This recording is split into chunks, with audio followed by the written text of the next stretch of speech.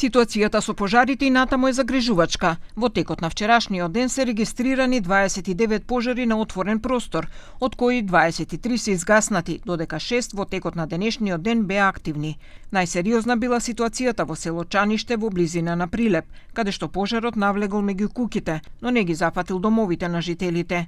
Директорот на Дирекцијата за заштита и спасување Стојанче Ангелов соопшти дека пожарникарите работеле во текот на целата ноќ, нагласувајќи дека пожарот во Чаниште денеска се очекува целосно да биде ставен под контрола. Голема благодарност до прилепските пожарникари кои што пожртвувано се бореа со огнот и успеаја да спасат поголем дел од селото.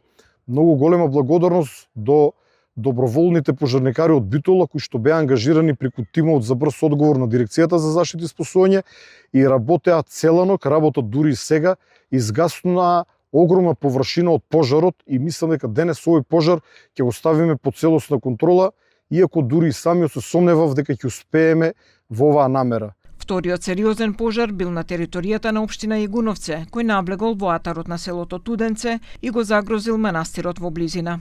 Поради голема опасност по манастирот, а недостиг на локални пожарникари од Тетово, кои што воопшто ги немаше, во тој момент кај манастирот упатив неколку тимови на Дирекцијата за заштита и спасување, и тоа од Гостивар, составено од доброволци од Гостивар, од Скопје, конкретно од доброволното друштво Чаир од Скопје, кој што исто така заминаа на терен, но и едно доброволно друштво од Тетово, кое што не е ангажирано преку Дирекцијата, но со мој согласно се вклучи во гасење, односно заштита на манастирот и гасење на пожарот. Ангелов соопшти дека активен е пожарот кај Велес кој се шири кон Зелениково.